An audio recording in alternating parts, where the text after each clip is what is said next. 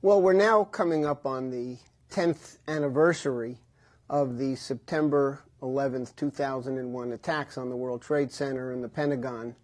And obviously there's going to be an enormous amount of public spotlight on those events, looking back at what happened in the intervening 10 years. And I think one could adequately summarize that intervening period by saying that we are living through the most serious and most treasonous cover-up of a heinous crime against the American people since the Warren Commission cover-up of the Kennedy assassination. And like the case of the Warren Commission, even though the official cover-up continues to this day, it was initiated by the George W. Bush administration and has been continued with a vengeance by President Obama. The fact is that there are many other people who refuse to remain silent, including some of the members of the U.S. Senate who were directly involved in the initial investigation into the 9/11 attacks. And so, in a sense, the seriousness of the official cover-up is even graver because there's so much information out there that just simply belies the fraud of what's been perpetrated. And to a very great extent, the American people are unaware of this. And many people who do subscribe to the idea that there has been a cover-up approach it from the narrowest and most shallow idea of conspiracy. I think to appreciate the full scope of what happened on 9/11 and the subsequent cover-up, it's critical to go back to January of 2001, even before the formal inauguration of President George W. Bush and Vice President Dick Cheney, when there were confirmation hearings in the U.S. Senate for the nomination of John Ashcroft as Attorney General. And Dr. Deborah Freeman, the official spokesman for Lyndon LaRouche, delivered testimony at those Senate hearings, quoting extensively from Mr. LaRouche and opposing the confirmation of Ashcroft to that critical position. Now, there were a lot of reasons why various organizations opposed Ashcroft's confirmation, and they were by and large inconsequential and ideological. Mr. LaRouche cut to the chase of the whole issue. He said that the appointment of Ashcroft in the context of others already appointed to the administration, plus the character of Bush and Cheney themselves, posed a grave threat to the United States. And what he warned about was that this administration, by its political character, would go for dictatorship. And he warned in January of 2001, 9 months before the 9/11 attacks, that there would very likely be an attempt to stage an incident similar to the Reichstag fire that allowed Hitler to declare a dictatorship for life in Germany in the United States, to give Bush and Cheney and Ashcroft and that whole combination dictatorial authority to rip up the U.S. Constitution.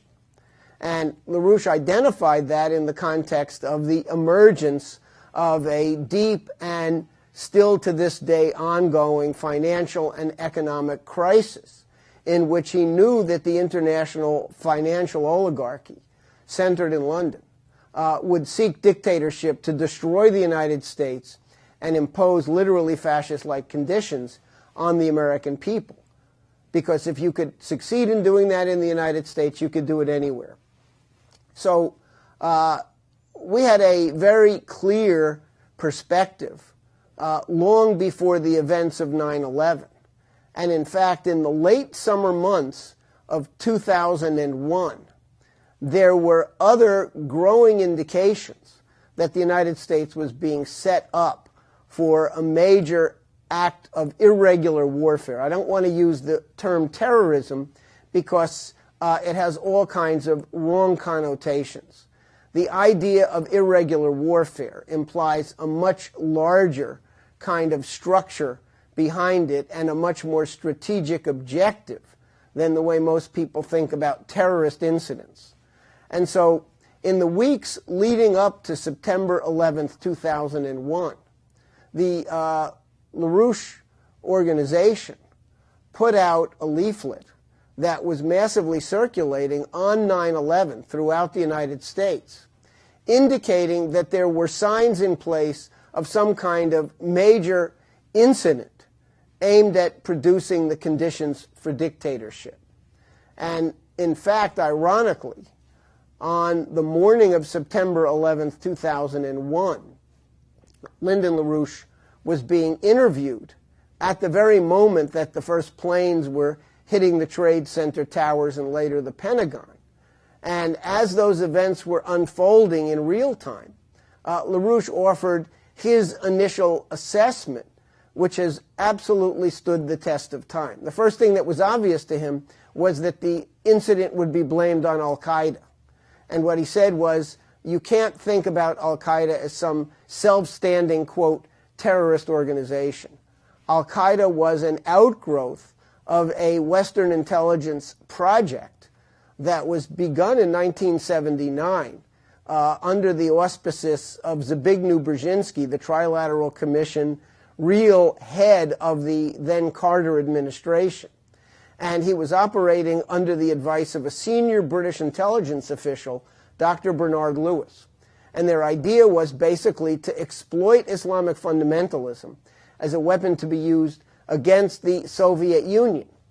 In the spring of 1979, Brzezinski boasted that he initiated covert operations using Islamic radicals inside Afghanistan to lure the Soviet Union into an invasion that could then lead to basically a prolonged conflict that Brzezinski and company hoped would be, in effect, Russia's Vietnam War, something that would fundamentally change the character and permanently destabilize and ultimately bring down the Soviet Union.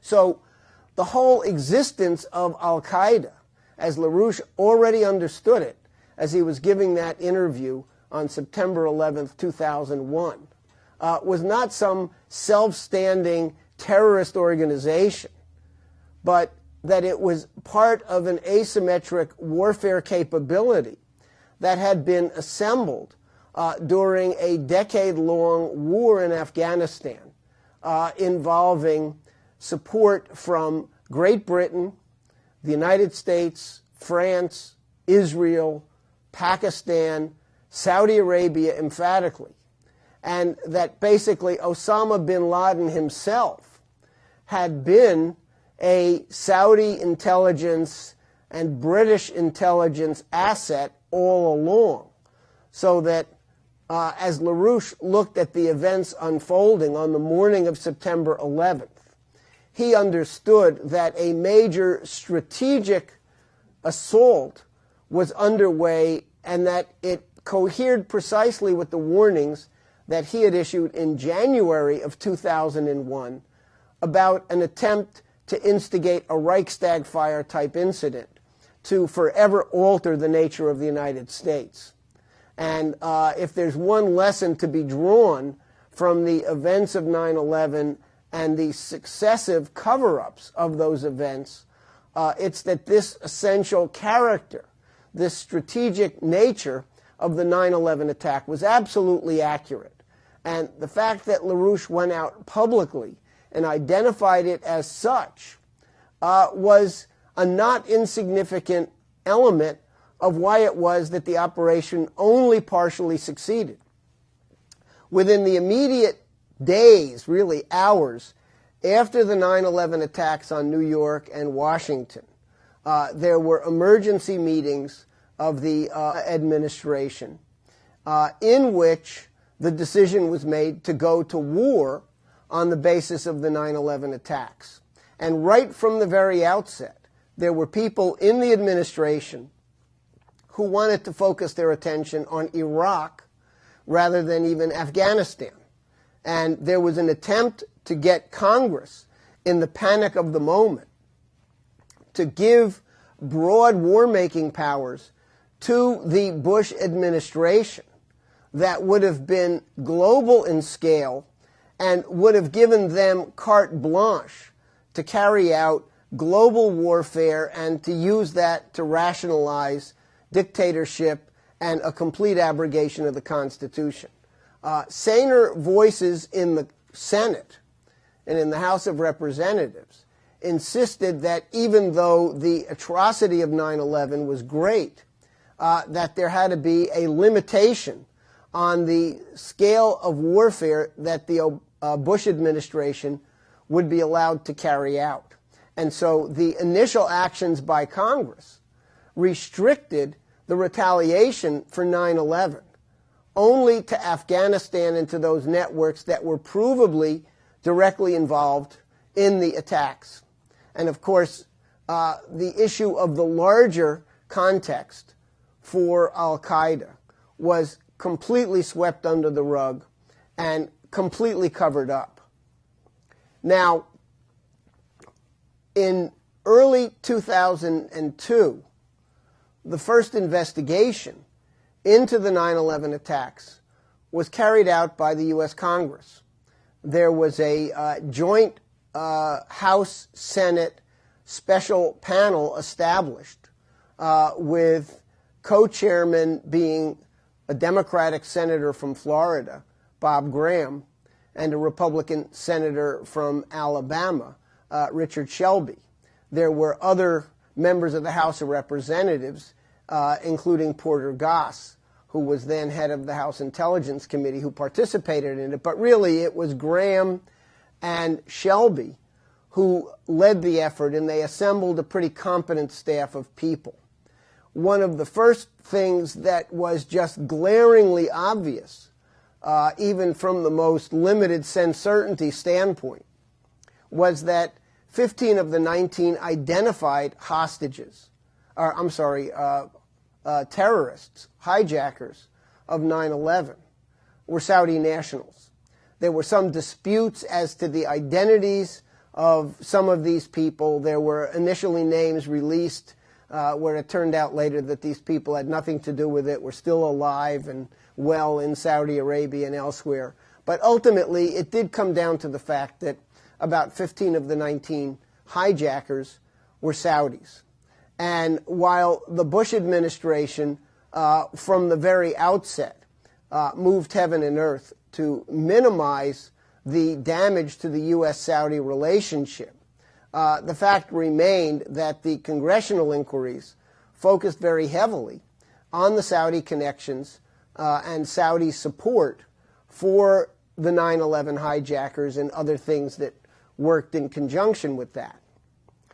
So right off the bat, you had a congressional view that was subverted from within by certain people who were stooges of the Bush White House. For example, Porter Goss did everything that he could to undercut the investigation by that joint committee and was rewarded for that by President Bush when he made him CIA director. But Graham and Shelby were serious, and they had some competent investigators, and they did, in fact, pursue the Saudi angle. And there was a prominent element within the report of the Congressional Joint 9/11 Commission when they issued their report in late 2002 that focused very much on the Saudi involvement. In fact, there was a 28-page chapter in that report, which I'll get into in some detail in just a moment, that was submitted to the White House that focused exclusively on many of the trails of evidence showing just how deeply involved members of the Saudi royal family were in the support and financing of the 9/11 hijackers. When that report reached the president's desk, the decision was made that that entire 28-page chapter would be removed from the report, would be classified, and prevented from being released publicly. Ironically, some of the investigators who initially worked on the Joint House